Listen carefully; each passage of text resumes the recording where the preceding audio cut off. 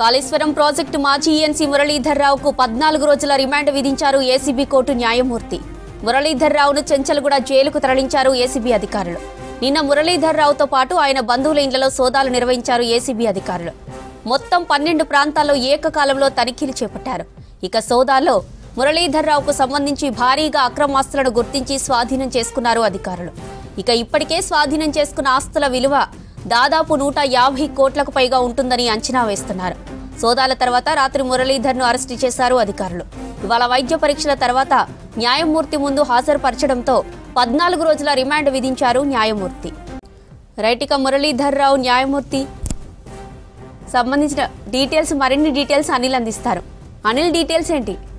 ఆస్తుల కేసులో మాజీ ఈఎన్సీ మురళీధర్ రావుని ఏసీబీ అధికారులు అరెస్ట్ చేశారు. ఈరోజు ఉదయం 6 గంటల సమయంలో ఆయనని జడ్జి ముందు హాజరుపరిచిన అనంతరం ఆయనకి 14 రోజుల రిమాండ్ విధిస్తూ కూడా తీర్పునివ్వడం జరిగింది. ఇందులో భాగంగానే ఆయన్ని ప్రెజెంట్ అయితే చెంచల్గూడ జైలుకైతే తరలించడం జరిగింది. అయితే నిన్న ఉదయం నుంచి కూడా 6 గంటల సమయంలో ఆదాయానికి మించిన ఆస్తులు కూడబెట్టాడని చెప్పేసి గుర్తించిన ఏసీబీ అధికారులు మాజీ ఈఎన్సీ మురళీధర్ రావు ఇళ్లలో సోదాలు అయితే నిర్వహించారు. మొత్తం 12 ప్రాంతాలలో సోదాలు నిర్వహించగా దాదాపు 100 కోట్లకు పైగా ఆస్తుల్ని కూడబెట్టాడని చెప్పేసి ఆ మొత్తానికి అక్రమాస్తులు అనేవి దాదాపు 100 కోట్లకు పైగా కూడబెట్టినట్టుగా ఏసీబీ అధికారులు అయితే గుర్తించారు. ఇందులో భాగంగానే నిన్న మొత్తం 12 ప్రాంతాలలో ఏసీబీ సోదాలు అయితే నిర్వహించారు. ముఖ్యంగా ఈయనకు సంబంధించి కాళేశ్వరం ప్రాజెక్టు వ్యవహారంలో ఈయన కీలక పాత్ర పోషించాడు. అదే టైంలో సబ్ కాంట్రాక్ట్కి సంబంధించి కేటాయింపుల వ్యవహారంలో ఈయన చాలా వరకు కూడా అక్రమంగా ఆస్తులను కూడబెట్టినట్టుగా కూడా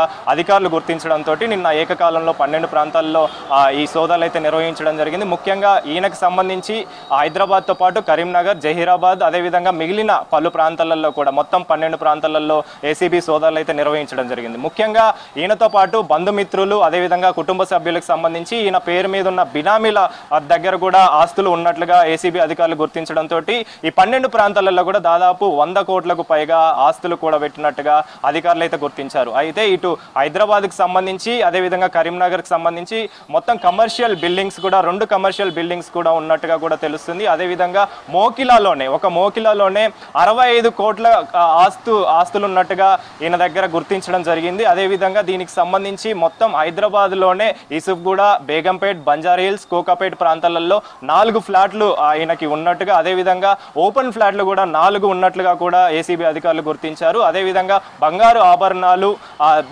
బ్యాంకు లాకర్లు కూడా ఏసీబీ అధికారులు గుర్తించడం జరిగింది. ముఖ్యంగా కాళేశ్వరం టైంలో ఈయన